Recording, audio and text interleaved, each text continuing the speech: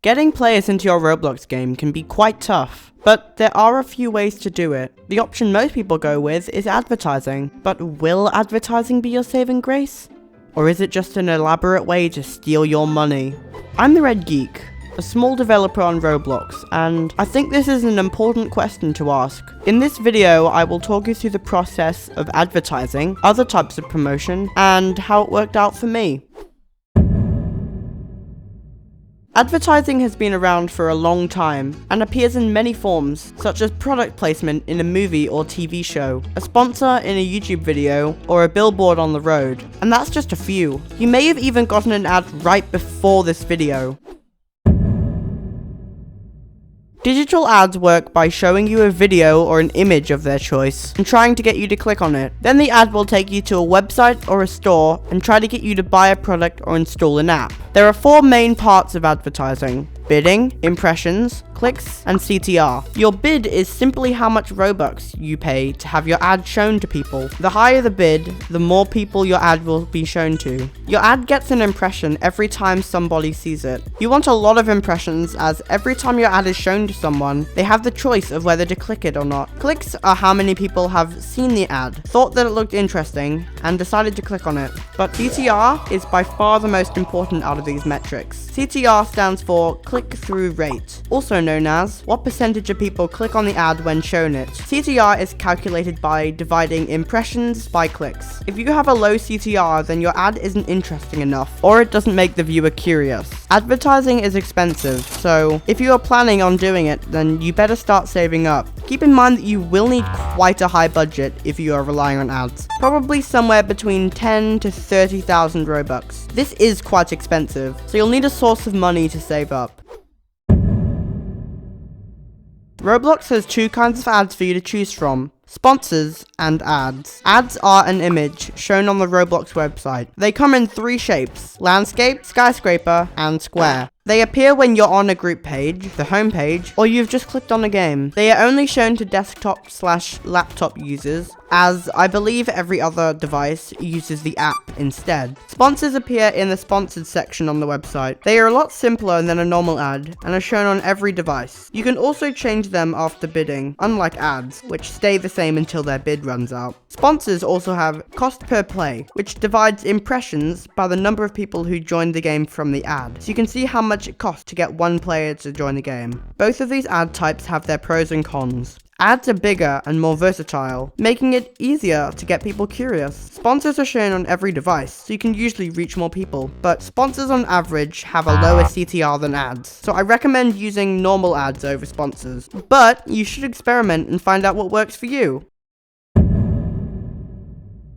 I talked about this in my last video, so if you haven't seen that, then click the card to watch it. A/B testing is the process of having two similar ads with a few differences. You would run both of them with the same bid at the same time and see which gets a higher CTR. Then you take the winner and you tweak something else. Rinse and repeat until you have the best performing ad you can create. This is quite easy. I'd recommend bidding 50 to 100 Robux on these ads at the most, as these are just for testing.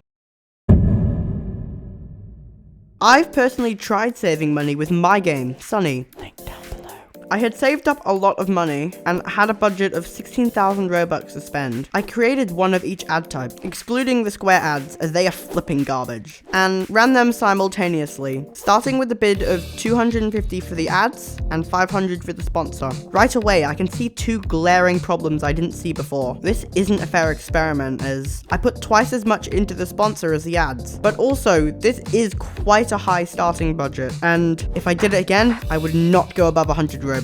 But anyway, I ran the ads and sat back to wait for people to start playing. I did get a few people to play, but many decided to leave after a few minutes. The next morning, I checked the ads, which had stopped running now, and I compared the results. The sponsor had 1 million impressions, 110 clicks, a CTR of 0.011, and a CPP of 50. The skyscraper ad had 15,000 impressions, and a CTR of 0.47. The landscape ad had 36,000 impressions, and a CTR of 0.34. You would think that the sponsor would be the best, as it had the highest impressions out of all of them, but the CTR on it was atrocious. If I ever use advertising again, I'll probably go with the landscape ad, as that had more than twice the impressions of the skyscraper ad, with the exact same budget.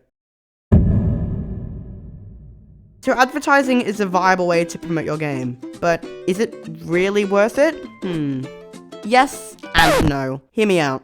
I didn't have the best practices when it came to advertising. I put a lot of money into untested ads. I butchered the process of A/B testing, and then my game died. But if you properly utilize advertising, it could probably be a very good form of promotion. So why did I say it isn't the best? I just don't think spending lots of money on ads is worth it when there are so many other cheap options. Sure, it's good to keep your game popular, and a few people have gotten very successful from advertising their games, but for every person who's successful, there are a million people who aren't. And not to mention that you need a constant stream of ads running to maintain your player count if your game isn't very popular. So, what is the best way? I personally think the best thing to do is to grow an audience on YouTube, Twitch, or any other social media. Share your work, find like-minded people, and hype up your game. Then, you'll already have people dying to play it. And then, it's smooth sailing from there. This might sound like a lot of work, and it is, but that's why you start when you first decide to make a game. So you don't end up between a rock and a hard place when it comes time to release it. Like me. I hope you enjoyed the video. I had to record this in a bit of a rush because I'm getting my braces on tomorrow. Talk about leaving it to the last minute, am I right? Anyway, if you've got a game or another project you're working on, please tell me in the comments. I'd love to chat about it. I'd appreciate it if you click like, as that tells YouTube to show this video to other people. Geek out!